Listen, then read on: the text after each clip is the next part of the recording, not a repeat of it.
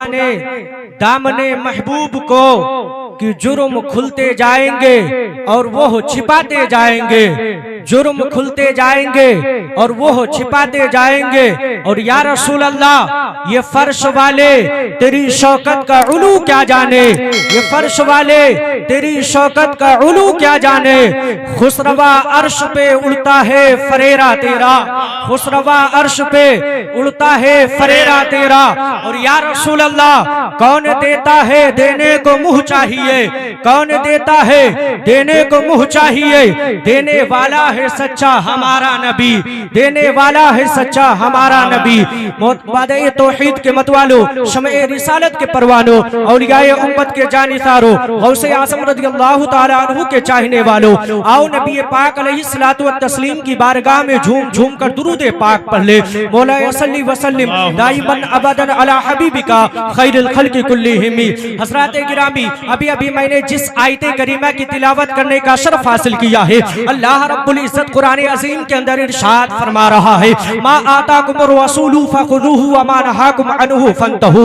ऐ दुनिया वालों, जो मेरा महबूब थे वो ले लो, और जिस चीज से मना फरमाए बाज आ जाओ। ऐ जश्न दस्तार बंदी में आने वाले हजरात, आप गौर कर तो चलो कि अल्लाह रब्बुल इज्जत के प्यारे पैगंबर ने हमें और आपको क्या नहीं दिया है। आओ आप अपनी अपनी जिंदगी को पढ़ो और पता चलेगा। जब मज़हब इस्लाम, जब प्यारे आका अलैहिस्सलातु व तस्लीम इस दुनिया फानी के ऊपर तशरीफ लेकर नहीं आए थे, तब इंसानियत का जनाजा निकल चुका था, भाईचारगी खत्म हो चुकी थी।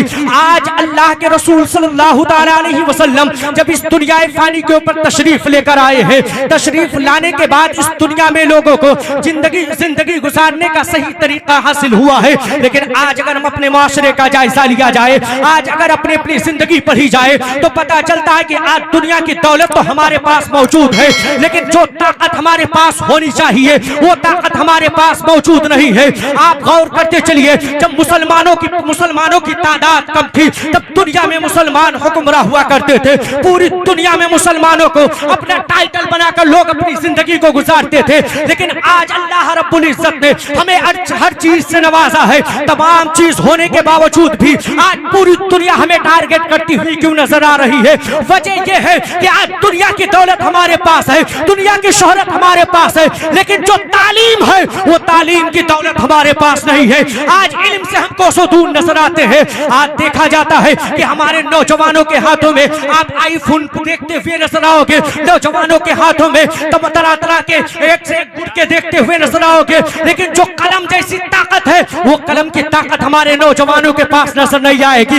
आज अगर अपने मुसलमान भाइयों के जेबों का जायजा लिया जाए तो कहीं 100 में से कोई एक ऐसा बंदा खड़ा होगा जिसके जेब में एक पेन नजर आएगी, लेकिन 100 के पास चले जाओ तो महंगे से महंगा फोन नजर आएगा। क्यों ऐसा है कि आज हम महंगे से महंगे फोन को खरीद लेते हैं? क्यों ऐसा है कि आज उसके हर मौके पर दुनिया की तमाम दौलत को सर्व कर देते हैं, उसके लिए पार्टियों का भी इंतजाम करते हैं, उसके तमाम बर्थडे तमाम चीजों का हम इंतजाम करते हैं, चाहे शादी का मौका हो, चाहे पार्टी का मौका हो, चाहे बर्थडे का हो, ये तमाम चीजों पर हम पैसे सर्व करते हुए नजर आते हैं। लेकिन जब बात तालीम की आती है तो हम कहने पर मजबूर हो जाते हैं, फला जगह फीस कम है, फला जगह फीस ज्यादा है, हम कैसे अच्छी तालीम दिला पाए। ऐ मुसलमान हो, मैं तुमसे पूछना चाहता हूँ कि हम और आप उस मज़हब में उस मज़हब में पैदा हुए हैं जिस मज़हब में जब कुरान नाज़िल हुआ है और जो सबसे पहले आयत नाज़िल हुई है वो आयत है इक़रा,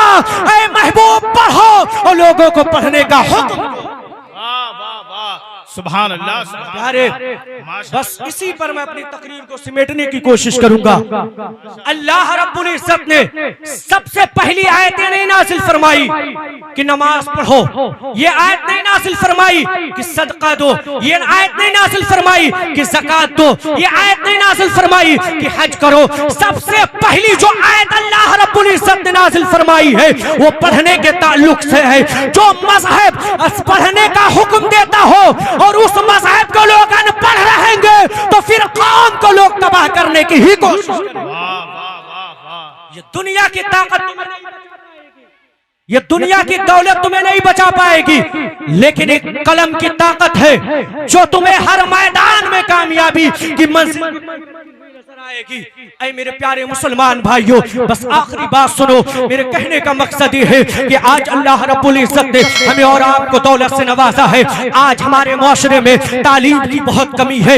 आज जामिया फैजुर रसूल गुर्तिया ईदगाह से कई बच्चे हाफिज कुरान बनकर निकल रहे हैं। ये कई मदरसों में जाकर, कहीं मस्जिदों में जाकर, कई गाँव में जाकर लोगों को सीधा रास्ता बताएंगे, लोगों को शरीयत और दीन समझाएंगे। ऐ मेरे प्यारे मुसलमान भाइयों, आप अपनी अपनी जिंदगी पढ़ो कि अगर अपने पीछे वाली जिंदगी में जाए तो हमारे अंदर इतनी गुर्बत थी कि हम सही वक्त पर सही खाना नहीं खा पाते थे। लेकिन आज के इस दौर में अगर देखा जाए तो 2 वक्त का गर्मा गर्म खाना भी नसीब हो रहा है। हर चीज जो चाहते हैं वो तमाम चीजें भी हमें मुहैया नजर आती है। उसके बावजूद भी तालीम से पीछे है। ऐ मुसलमानों, जिस दिन तुम तालीम याफ्ता हो जाओगे, जिस दिन तुम्हारे पास इल्म की दौलत आ जाएगी, कसम खुदा की ये दुनिया उसी दिन तुम्हारे कदमों को चूमेगी। क्योंकि आपने तारीख पढ़ी होगी कि जब मुसलमान इल्म वाले थे, अमल वाले थे, तो पूरी दुनिया में हुकूमत करते।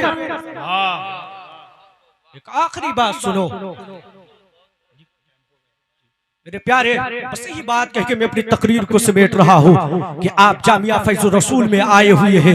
ये इल्म का मरकज है। यहाँ से एक पैगाम लेकर जाइए कि आप एक वक्त का खाना कम खाएं, एक वक्त की रोटी कम खाएं, लेकिन अपने बच्चे और बच्चियों को ऐसी तालीम दे कि दुनिया में वो किसी के सामने खड़े होकर ये ना कहे कि मेरा फार्म भर दो, बल्कि जब जरूरत पड़े तो मैदान में कलम उठा के हर चीज लिखने के लिए तैयार रहे। अल्लाह रब्बुल इज्जत की बारगाह में दुआ है, अल्लाह ताला हम तमाम मुसलमानों को अमन अमान अता फरमाए और सही तरीके से जिंदगी गुजारने की तौफीक अता फरमाए। हम उस नबी का कलमा पढ़ते हैं जिस नबी की शान आला हजरत लिखते हैं, आका सरवर कहूँ की मालिको, मौला कहूँ तुझे, बाक़े खलील का गुले ज़ैबा कहूँ तुझे, लेकिन रज़ा ने खत्म सुखन इस पे कर दिया, खालिक का बंदा